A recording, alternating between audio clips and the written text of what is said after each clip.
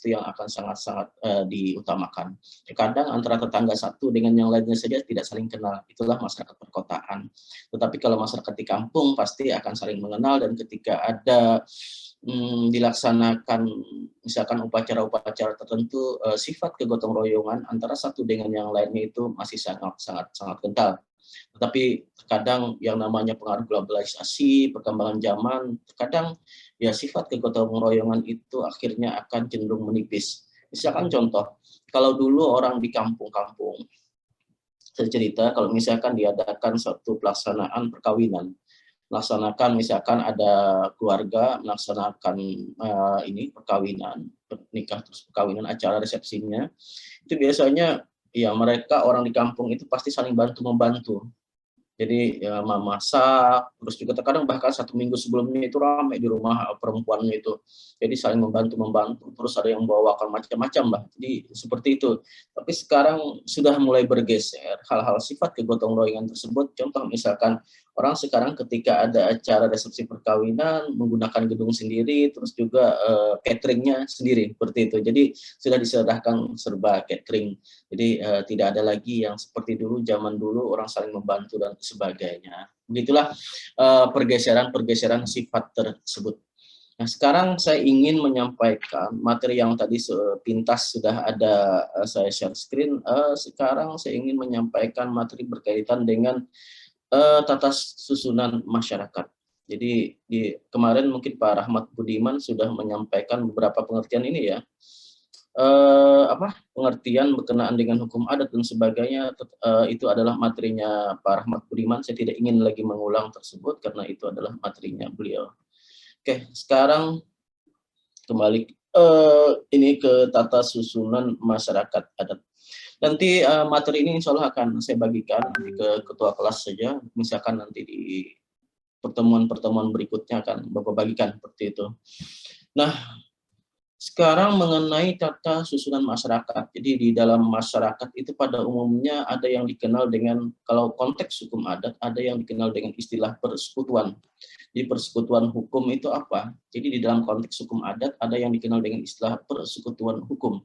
Nah, pada intinya di dalam persekutuan hukum tersebut didefinisikan, jadi diartikan bahwasanya sekelompok orang-orang yang terikat sebagai satu kesatuan dalam suatu susunan yang teratur yang bersifat abadi dan memiliki pimpinan serta kekayaan baik yang berwujud maupun tidak berwujud dan mendiami suatu wilayah tertentu.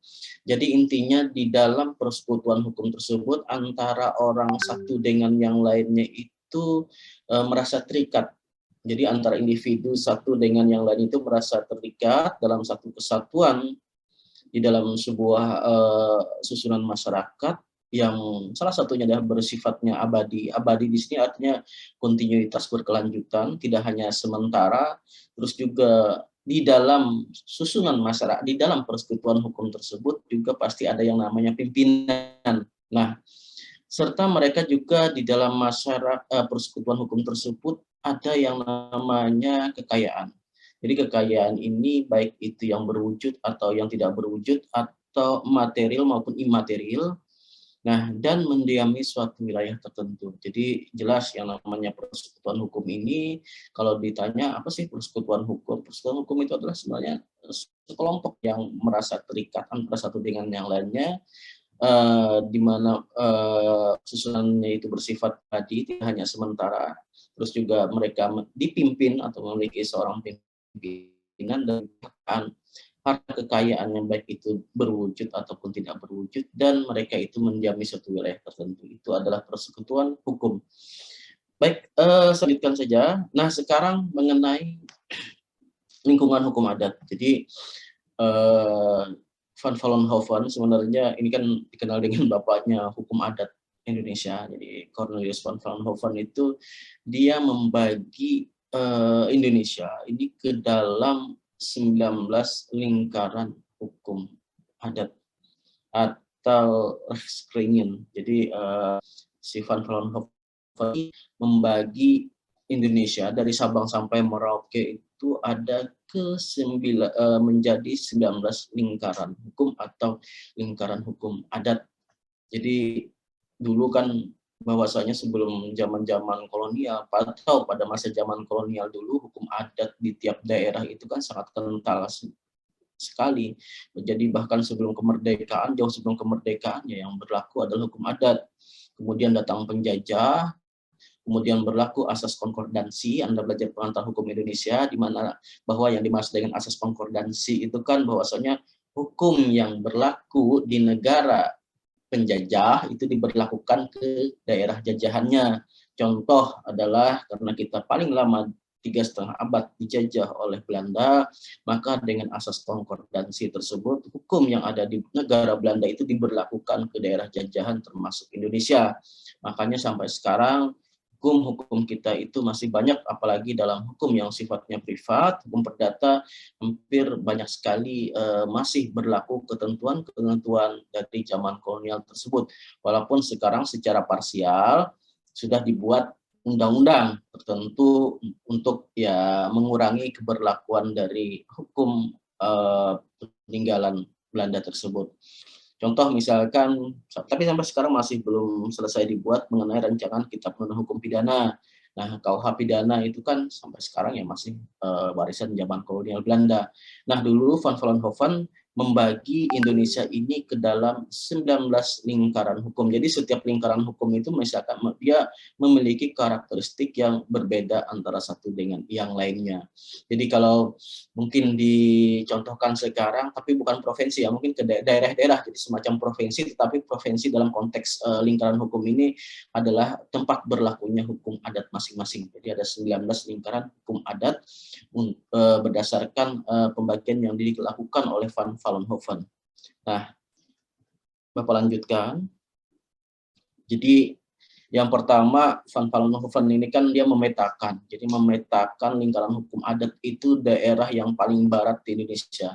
Daerah yang paling barat di Indonesia adalah sekarang Nangro Aceh Darussalam, provinsinya ya NAD. Nah, yang pertama Van Vollenhoven ini membagi yang pertama itu adalah lingkaran hukum adat Aceh, di mana di dalam lingkaran hukum adat Aceh ini terbagi lagi ke dalam beberapa sub. Yang pertama itu adalah Aceh Besar, Pantai Barat, Singkil, dan Simolyo. Saya pun belum pernah sampai berkunjung ke Nangro Aceh Darussalam, tetapi Nangro Aceh Darussalam ini kan selain dikenal dengan Serambi Mekahnya, julukannya, tetapi juga kemarin beberapa waktu yang lalu atau beberapa tahun yang lalu sempat mendapatkan musibah tsunami. Kalau tidak salah tahun 2006. Nah, itu adalah lingkaran hukum adat Aceh. Yang kedua adalah lingkaran hukum adat Tanah Gayo, Alas, dan Batak. Ini bergeser agak ke timur, tapi agak turun ke selatan kalau misalkan Anda lihat peta di Pulau Sumatera itu. Nah, di sini ada terbagi ke dalam Tanah Gayo, terus Tanah Alas, Tanah Batak, dan lanjut ada Tapanuli Utara dan Tapanuli Selatan. Nah, itulah lingkaran hukum adat yang kedua, yakni Tanah Gayo, Alas, dan Batak. Nah, nanti akan kita lihat sebenarnya orang Banjar itu kalau dulu menurut Van Vollenhoven termasuk daerah lingkuran hukum mana. Nanti Anda dapatkan nanti sebenarnya masyarakat Banjar itu menurut pembagian Van Vollenhoven dia termasuk lingkaran hukum adat yang mana. Terus berikutnya yang ketiga ini adalah Nias. Jadi lingkaran hukum adat Nias. Nias ini pun juga sekarang kan masuk ke dalam provinsi Sumatera Utara, di mana di sana juga daerah yang sangat rawan akan terjadinya gempa dan juga tsunami. Berikutnya ada tanah Minangkabau. Jadi ranah Minang, kalau bahasa Minangkabaulnya itu tanah Minang itu biasanya ranah Minang. Jadi tanah Minangkabau ini di dalamnya ada terbagi ke dalam beberapa, ada Padang, terus Agam, Tanah Datar, 50 kota, 50 kota ini kalau tidak salah ya, agak berbatasan dengan provinsi Riau. Jadi beberapa tahun yang lalu saya sempat dari Pekanbaru bawa mobil teman-teman sampai ke 50 kota Batu Sangkar, 50 kota juga melewati sampai kami ke Bukit Tinggi. Jadi di Pulau Sumatera, tepatnya di Sumatera Barat.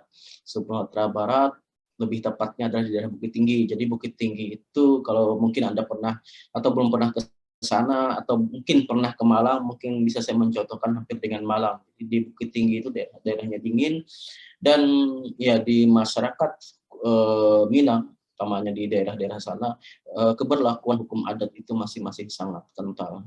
Jadi itulah ciri khas di masyarakat Tanah Minang. Nah, berikutnya ada yang nomor 5. Jadi lingkaran hukum adat yang nomor 5, Van Vollenhoven membagi daerah Mentawai. Berikutnya Sumatera Selatan. Ini Sumatera Selatan ini di dalamnya termasuk ada Palembang, terus juga ada Lampung. Lampung itu adalah Lampung ya kalau sekarang seperti itu. Terus ada Jambi. Jadi Jambi ini masuk ke dalam lingkaran hukum adat Sumatera Selatan pada saat itu. Nah, berikutnya ada nomor 7 Engganu, dan yang ke-8 Tanah Melayu. Coba Anda lihat. Tanah Melayu itu di dalamnya ada beberapa, yakni ada Lingga, terus Riau, Lingga ini di Riau, Indragiri. Indragiri itu sekarang ada Inhil, ada Indragiri Hilir, ada Indragiri Hulu. Nah, kalau Indragiri Hilir salah satu kabupaten di Provinsi Riau, Indragiri Hilir, itu adalah nenek moyang mereka mayoritinya adalah masyarakat Banjar. Jadi kalau misalkan Anda suatu saat ke Riau, Anda mendengar salah satu kabupaten Indragiri Hilir atau Inhil biasa disingkat, dengan ibu kota kabupatennya itu Tembilahan, ya sekitar 4 sampai 5 jam dari Pekanbaru naik mobil. Itu sebenarnya mayoritinya adalah orang-orang Banjar. Makanya terkadang pejabat-pejabat daerah di Kalsel itu ketika ada hari ulang tahun Kabupaten Inhil itu biasanya datang atau diundang ke sana untuk ikut memperingati hari lahir atau hari jadi Indragiri Hilir. Bahkan teman saya ketika S3 ada dari Inhil seperti itu. Jadi ya kita bisa bahasanya bahasa Banjar, tetapi mungkin agak-agak beda sedikit dengan bahasa Banjar yang kita keseharian di Banjar sini. Mereka mungkin lebih ke bahasa Banjar tapi ke campuran ke Melayu-Melayuan. Seperti itu sama ketika teman saya di Medan juga ada orang Banjar, tapi agak-agak beda sedikit. Jadi lebih ke Banjarnya itu Melayu. Kita kan ya mungkin ketika kita belum pernah mendengar agak-agak beda, tapi mereka kita sehari-hari paham. Jadi salah satu teman saya dosen S3 juga mengenai fakultas Universitas Riau atau UNRI, itu adalah orang Banjar dan berasal dari Inhil tadi. Nah, sekarang setelah Indragiri ada Sumatera Timur dan orang Banjar. Itu dia. Jadi sebenarnya orang Banjar itu, kalau misalnya ada pertanyaan, orang Banjar itu termasuk lingkaran hukum adat mana? Kalau berdasarkan pembagian Van Vollenhoven, ternyata kita itu masuk ke dalam tanah Melayu. Jadi Banjar itu masuk ke tanah Melayu. Karena kalau secara keseluruhan Pulau Kalimantan yang disebut dengan Pulau Borneo, intinya adalah apa? Masyarakat apa di sana? Banjar atau yang lain? Di Kalimantan itu mayoritinya orang mana? Kebanyakan? Banjar, Pak. Enggak. Dayak, Pak. Iya, mayoritinya sebenarnya Dayak. Jadi lihat pulau di paling atas itu kan ada Kalimantan Utara, atau mungkin lebih ke negara tetangga, di sana ada yang namanya Malaysia ya, yang di atas. Kalau peta Pulau Kalimantan itu kan di atas apa orang seperti itu. Di sana itu kan Sabah. Nah, banyak Dayaknya juga. Terus kalau misal Kalbar ya jelas seperti itu kan. Jadi Banjar itu hanya sebagian kecil yang ada posisi di Kalimantan Selatan sebenarnya. Jadi mayoritinya sebenarnya di Pulau Kalimantan atau Pulau Riau ada Dayak. Coba Anda lihat di Kaltim, Kalteng, ya walaupun sekarang ya sudah berbaur, tetapi mayoritinya adalah orang Dayak. Jadi orang Dayak itu sebenarnya meliputi ada beberapa negara, karena di Pulau Kalimantan itu dari 3 negara.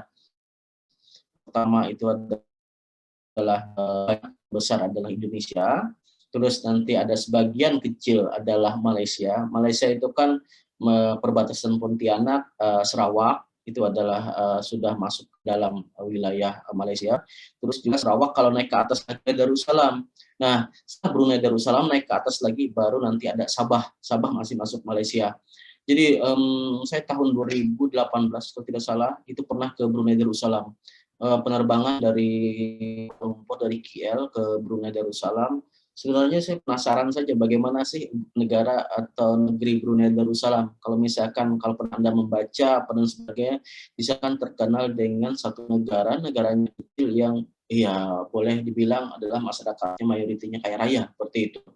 Jadi ketika itu saya mau mendarat bandar di airport Bandar Begawan, kaget seperti itu ketika mau turun itu tidak mencerminkan sepadat ya dengan Yogyakarta saja saya pikir kalah kepadatan bandaranya. Mungkin kurang lebih Banjarmasin lah seperti itu.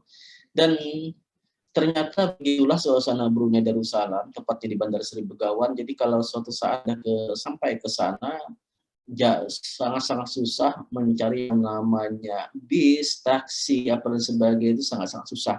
Karena di sana orang masing-masing memiliki kendaraan pribadi. Jadi sangat-sangat susah sekali mencari transportasi umum. Nah, ketika itu kebetulan ada orang Banjar di sana, kami langsung dijemput dari airport. Nah, terus juga hotel pun tidak terlalu banyak dibanding Banjarmasin hotel seperti itu. Dan lucunya ketika di Brunei Darussalam, saya tidak tahu karena mungkin di sana sebenarnya bukan salah satu negara tujuan wisata.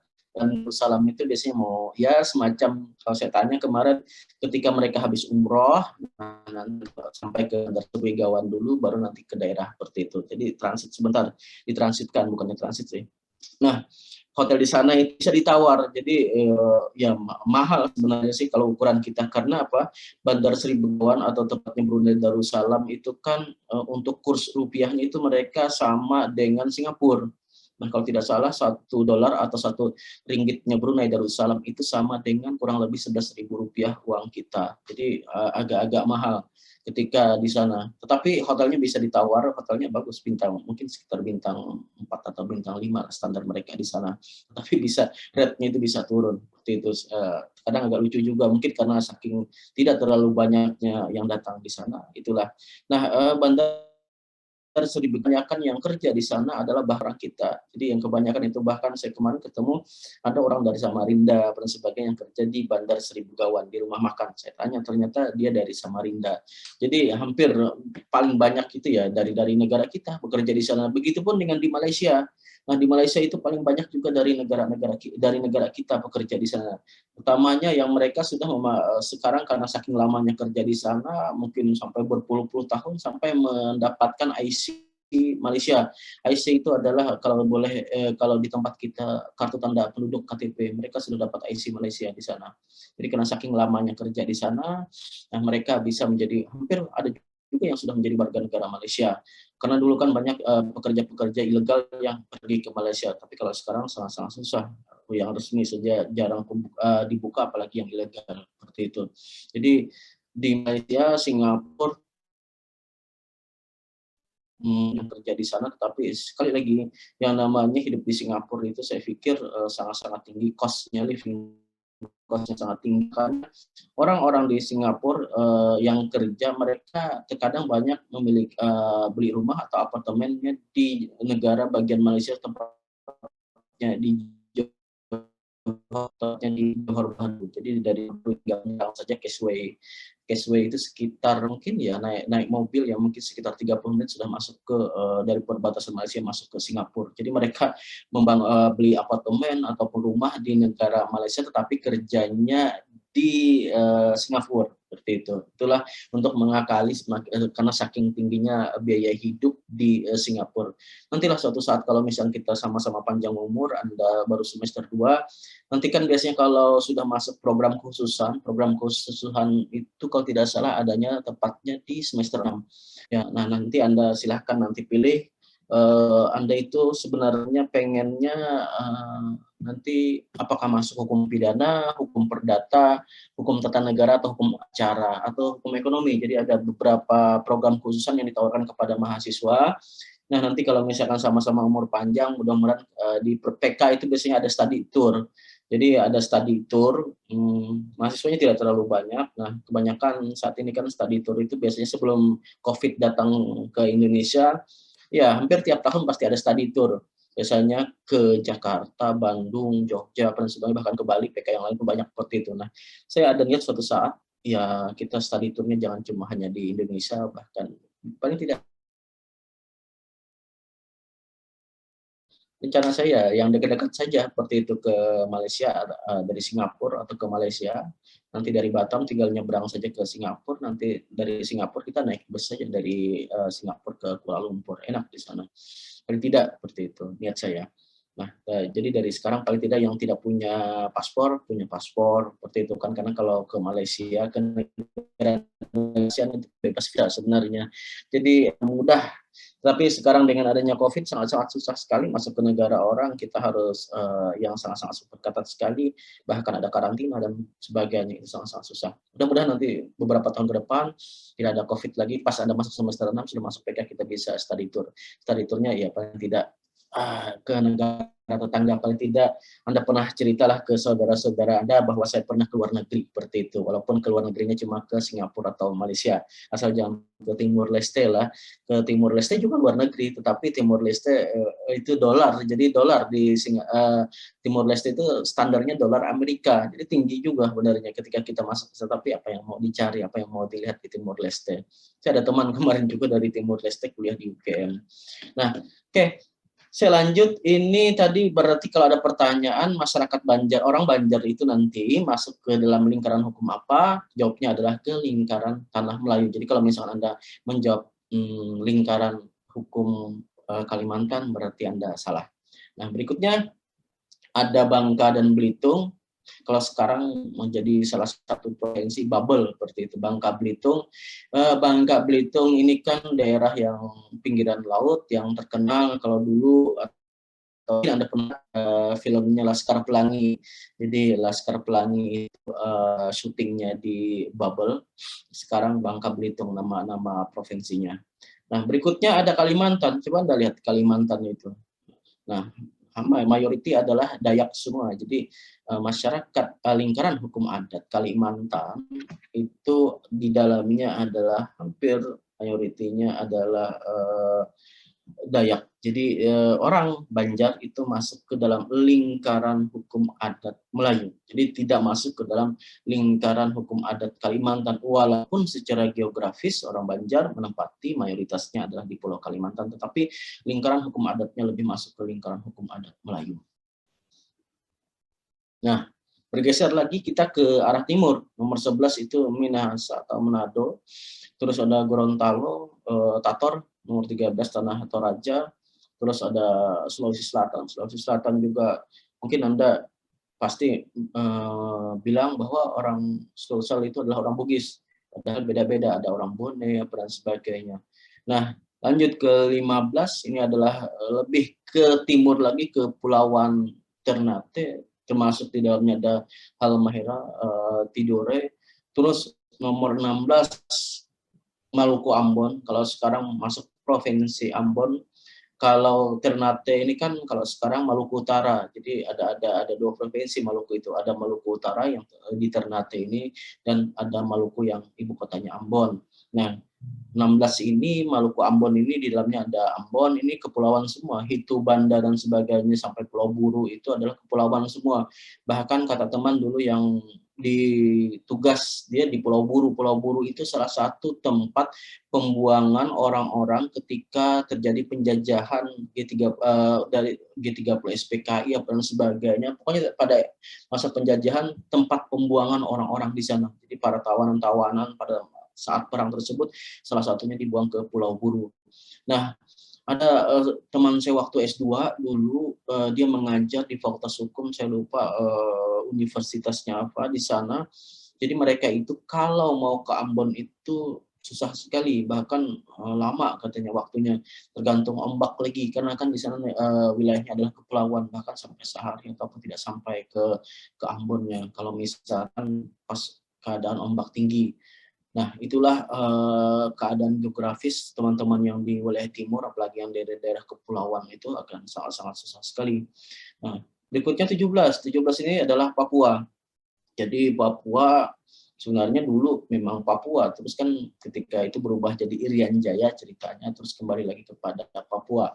Nah, Papua ciri khas mereka orang-orang Papua ini sebenarnya ketika saya pernah bergaul dengan teman-teman dari Papua ketika waktu S2 dulu di Fakultas Hukum UGM.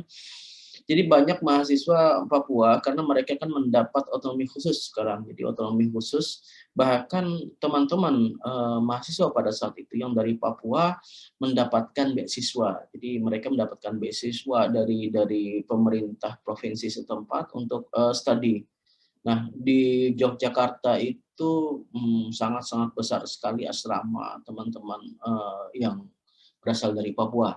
Dari mereka kuliah tersebar, ada yang di swasta ataupun negeri di Yogyakarta. Bahkan mungkin di beberapa kota juga mereka mempunyai asrama yang besar. Kalau tidak salah di Malang pun juga ada mereka. Jadi mereka itu mendapatkan beasiswa khusus karena waktu itu kan anggaran dari Papua itu ketika otonomi itu kan sangat-sangat besar sekali. Salah satunya alokasinya adalah untuk sumber daya manusia, adalah salah satunya adalah untuk menyekolahkan orang-orang Papua ke luar daerah.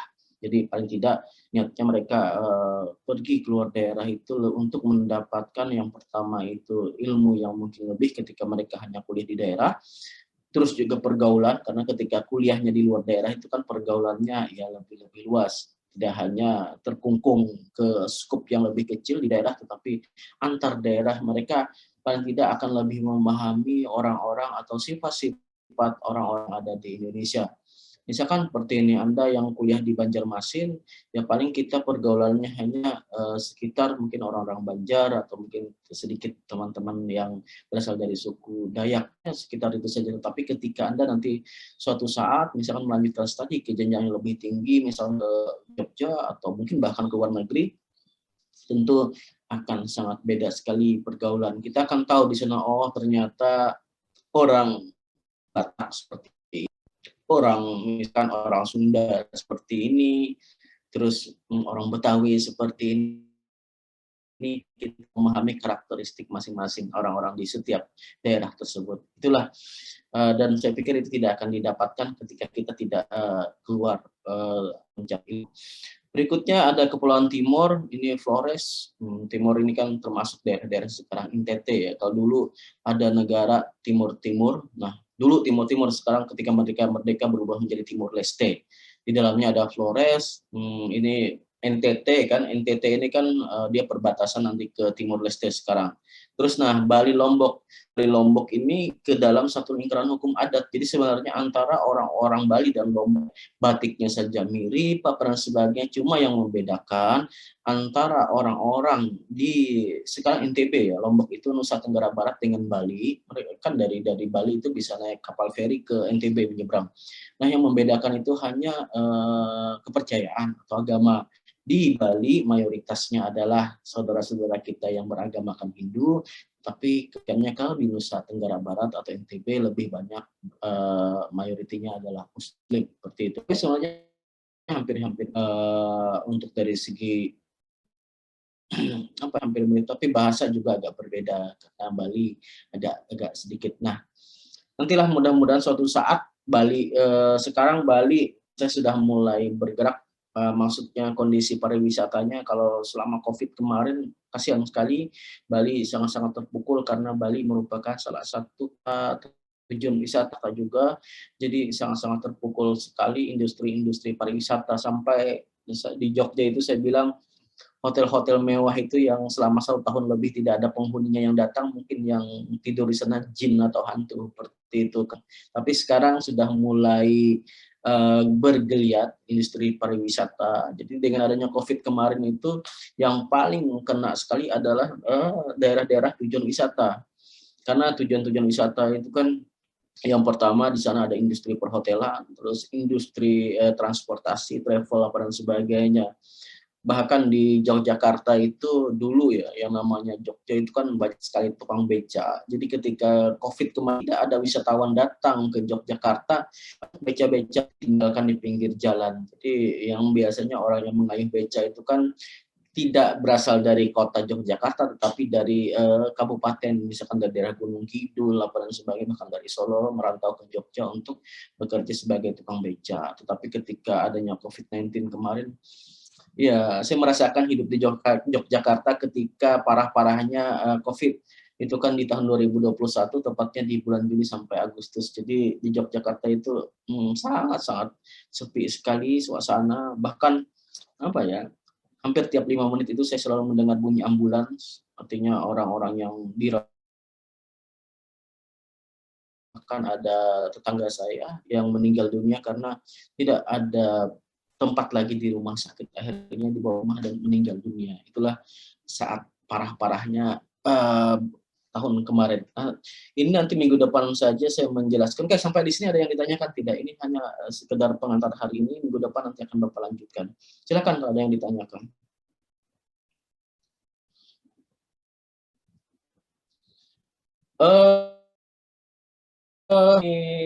Semester 2. Saya mau lihat-lihat orangnya karena sedikit ya, tidak terlalu banyak. Muhammad Faros, Anda jangan sambil memeluk guling dong, gitu, karena dari sini kelihatan Anda memeluk guling seperti itu. Asal jangan memeluk boneka aja lah. Kalau memeluk boneka karena beri kasihan, masa sudah jadi mahasiswa semester 2 masih mainannya boneka, seperti itu. Kasihan dilihat cewek-cewek di kelas ini nanti ketika offline nanti dibawakan boneka ke kampus seperti itu kan. Anda tinggal di mana, Muhammad Faros? Di Kaitangi 2, tinggal jalan kaki Anda ke kampus sampai seperti itu kan kalau Kaitangi 2. Anda rumah sendiri atau ngekos? Ngekos, Pak. Aslinya dari mana? Baru. Banjarbaru, dekat ya, kos-kosan. Oke. Salsabila Aisyah, silakan di-unmute. Posisi sekarang di daerah mana? Saya di Sungai Andai, Pak. Sungai Andai tepatnya di mana? Di Komplek Andai Jaya Persada. Oh, blok berapa? Blok G. G. Hmm. G berapa? G itu kan ada G1, G2, G3. Nggak, itu satu aja, Pak. Blok G gitu doang. Oh, gitu. Oke, gitu ya. Berarti tetangga dengan Bapak. Bapak di G3. Oh, Bapak kompleknya di mana, Pak? Andai Jaya Persada G3. Oh, berarti itu yang di belakang ya, Pak? Iya, G3 105. Bapak kamu siapa? Bapak saya namanya Mohnurdin, Pak. Ya, rumahnya yang mana? Warna apa? Dekat mana? Dengan Pak RT yang 43 itu, RT 43 dekat nggak? Ketua Saya RT.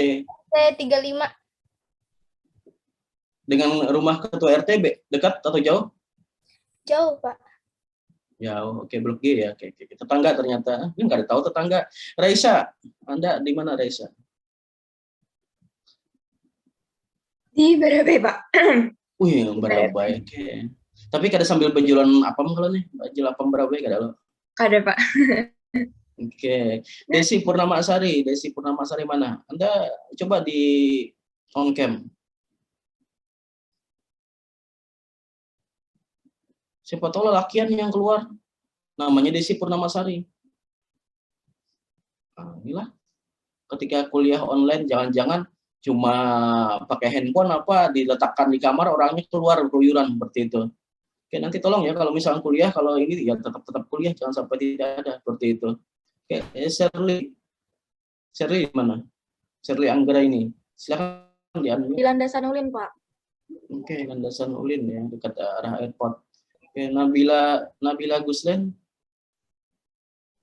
Kapuas, Pak, Kalimantan Tengah. Kapuas, Kalimantan Tengah ya. Nabila Guslen. Guslen ini mungkin gabungan nama orang tua Anda biasanya di belakangnya itu. Jadi semacam ada marga-marga, tetapi sebenarnya gabungan dari disingkat nama kedua orang tua biasanya. Putri Apriliani. Di Banjarmasin, Pak.